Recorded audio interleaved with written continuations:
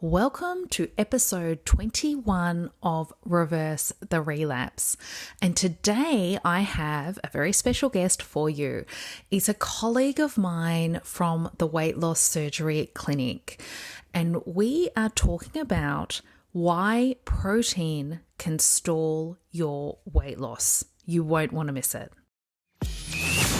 You're in the right place if you're ready to stop the sabotage and weight regain post-weight loss surgery and start losing again. Hi, I'm Georgie Beames. I'm a psychologist who specializes in the area of emotional eating, sabotage, and weight regain for weight loss surgery patients. I work both in a weight loss surgery clinic as well as supporting women online to reverse the relapse. I honestly believe that psychology should be a mandatory part of everyone's weight loss surgery journey. Your body has had an upgrade to version 2.0 after surgery, but your mind has been operating at version 1.0. You're here to update your mind to match your body and get back on your weight loss path, and I'm here to help you. So we have a very special guest today, Julie Hennessy from Weight Loss Surgery Support. Julie is a dietitian by trade, and she leads a team of dietitians who support people pre and post weight loss surgery. So Julie and I have known each other and worked together for the last 4 years. And Julie has a really deep understanding about the challenges and changes required post-weight loss surgery, and is just so passionate about getting patients the help that they need, which includes psychology. So I wanted to bring Julie onto the podcast and really open up the conversation around the misconceptions around food post-weight loss surgery. And the misconceptions today that we're going to talk about can lead to overeating. So welcome, Julie. Thank you, Georgie. It's quite an honour to be part of your podcast and part of your series.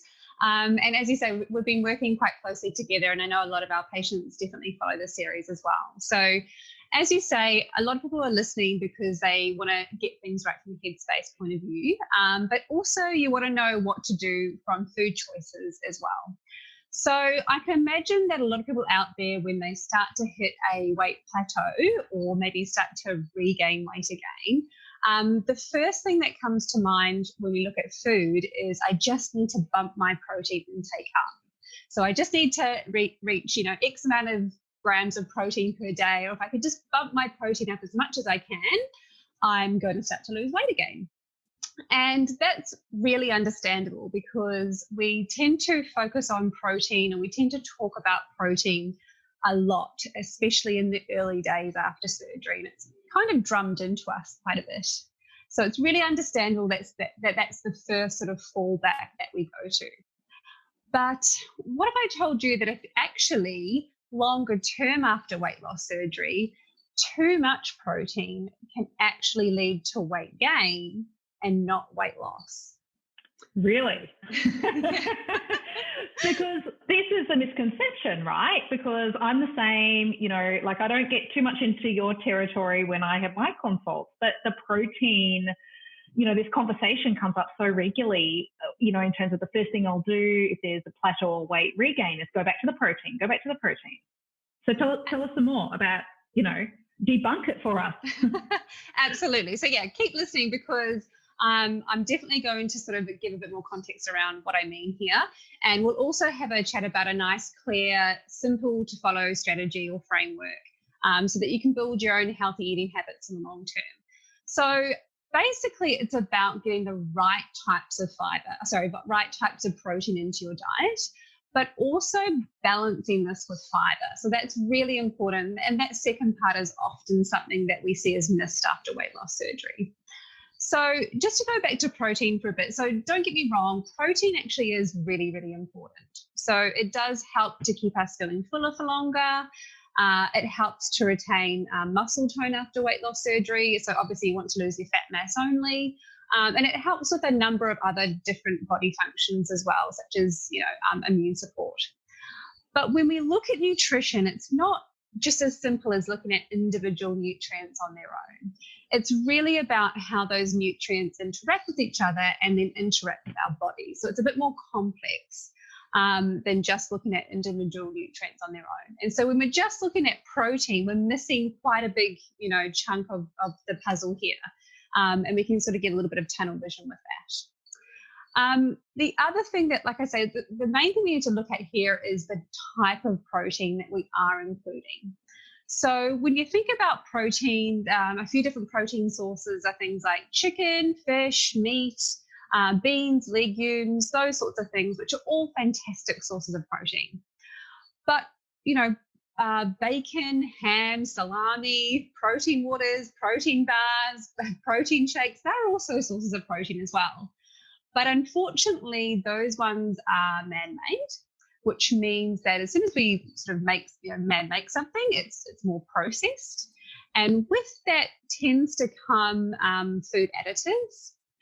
So things like, stabilizers and things like that, but also the calorie content of the food increases a little bit generally as well. And both of those things can lead to weight regain further down the track. Yeah, because I think that's important because, I know a lot of patients want to just grab these, make things easier for themselves and just kind of have these like quick solutions that are easy to maintain all their good work. But what you're saying is sometimes the quickest option, isn't the best. So thoughts around that? Absolutely. And don't get me wrong, these options can be really good initially after surgery. And I think this is where it all stems from, is that we tend to promote, a few protein powders and things in those early phases after surgery when you can't eat much, you're in the recovery phase, and we really do need to rely on these synthetic proteins to get us through.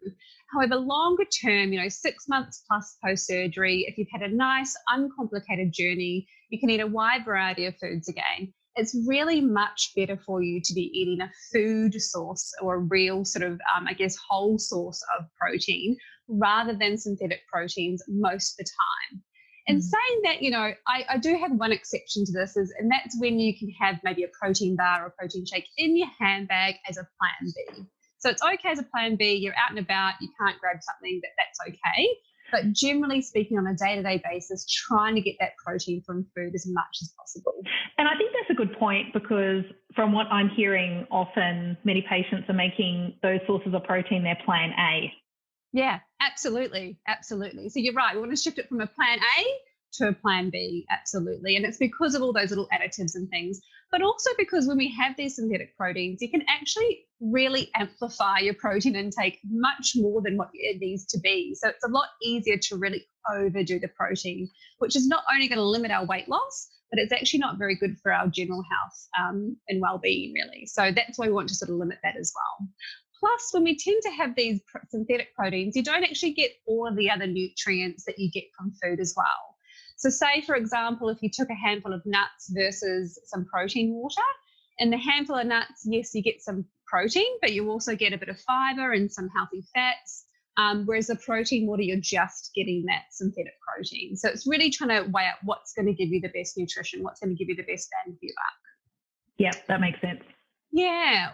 And linking back to your first point, the other thing we tend to see a lot of in clinic is that when we set a protein target, particularly longer term after weight loss surgery, we tend to overeat, So, I mean, I'm sure there's probably lots of listeners out there that have thought, right, I'm going to start to track my intake. I'm going to try and eat to this protein target. They start tracking it in, different apps and things. And then they get to, you sort of get to the afternoon and you check in on your stats. And you think, oh my gosh, I'm not anywhere near my protein target. So I'm going to just add a snack in this afternoon, even though I'm not that hungry. I just need to bump up that protein. And then I might just, have a bit more for dinner than what I'm really hungry for, just to, again, make sure I can bump up that protein intake. And then I might just add a snack in after dinner just to be sure. And, that's complete. I get it because, again, you're trying to do the right thing. You're thinking protein's going to work for you. But really what we're doing is we're taking away from what we call that intuitive eating or eating to those hunger cues only or as much as possible. So I can definitely let you know that you don't need to go for those protein targets. Eat when you're hungry only. We don't want to fall into that trap of overeating to reach a target. Yeah, that's really sensible advice and something that, again, I think if you've had that protein message drummed into you, it can be easy to think that you're doing the right thing, but in fact, it can actually be doing the opposite of what you're really wanting, which is, from a weight perspective, inhibiting those results that you're after. Absolutely. And then it becomes confusing. I'm thinking I'm doing the right thing, but I'm not getting the right results. So yeah, absolutely. Yeah, absolutely. Now, the other thing, like I said, that we need to watch out for is that we don't forget our fiber, which is often forgotten after weight loss surgery because we have such sort of a focus on this protein. So that's the next thing, is balancing your protein out with fiber. So the benefits of fiber is that it actually also keeps you feeling fuller for a bit longer. But it has lots of other different body functions as well. So, it helps to reduce cholesterol levels, and it helps to regulate blood sugar levels as well, which is particularly important for people who may have had diabetes before their surgery. But one really big thing it does, and one really important thing it does, is there's more evidence now suggesting that fiber really works to improve all that gut bacteria or keep your gut really healthy. You might have heard of the term gut microbiome. So basically what fiber does is it just feeds all the good stuff and keeps it nice and healthy. And the reason that's important for your weight management is that there's studies now showing that not only is the gut important for a number of different health things, but it actually helps us to regulate our weight. So, why not let that do a little bit of the work for us? Totally. But, it's another body function that's going to help us to achieve our goals as well. So that's really, really important to remember. So the types of foods I'm talking about here, types of protein, my number one go-to for this after weight loss surgery would be fresh fruits and vegetables. So trying to get them in there as sort of much as you can. They're a really easy source of fiber, and they're going to give you a few other bits and pieces as well, so vitamins and minerals. The other really good source of fiber would be your plant-based proteins. So things like beans and legumes are really good, because then you're getting a double hit there. You get a bit of protein and a bit of fiber at the same time. And then just sort of, I guess, managing the amount that you have in there, but it's sort of whole grain carbohydrate foods. So we do want to limit them to a certain degree, but when you have them in your diet, checking or opting for those ones that are a bit higher in fiber. And if you get a bit confused about that, which is sort of quite easy to do, you think which foods are, which carbohydrates are higher in fiber and which ones aren't. The easiest thing to do is when you look at a packet, so if you're looking at sort of brown rice or crackers or something like that to see what the fiber content's like, look at the nutrition panel, look at the per 100 gram column, and trying to aim for about 5 to 7 grams of fiber. So it's a really easy general rule of thumb there. Fantastic, very clear. So I usually do a bit of a transformation sort of takeaway. So can you talk us about, just providing, we talked about a lot of confusion, just what is that structure? What does that plan look like for people moving forward post-weight loss surgery? Absolutely. So number one is ditch the protein targets. Mainly if you're longer term after weight loss surgery, absolutely ditch those protein targets.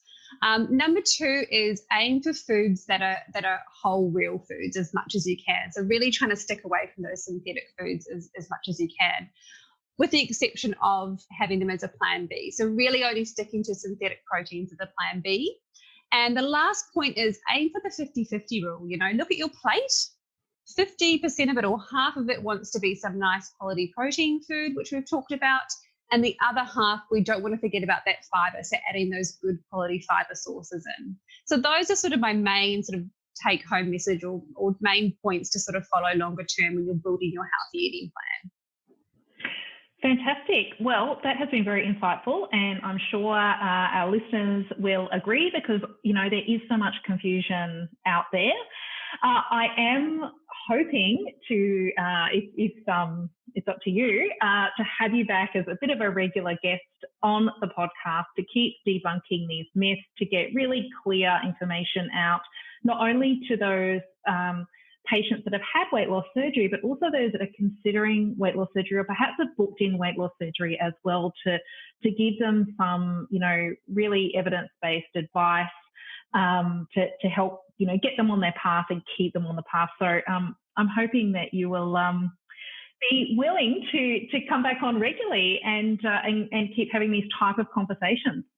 I'd absolutely love to, Georgie. I mean, I'm just, as you said, I'm passionate about helping people on their weight loss journey. And I think the more education, the more knowledge you can get, the better. So absolutely, I'd love to. Fantastic. Well, thank you so much. And we'll look forward to seeing you in the next episode. Thanks for having me on board. Thanks, Julie. Bye for now. Bye. If you loved the content in this podcast, you have to come and check out my one-on-one coaching program. We work together for 3 months to get you back in control and change your relationship with food for good. Now, I only have limited places available every month, so go to my website and click Work With Me. That's www.georgiebeames.com. See you over there.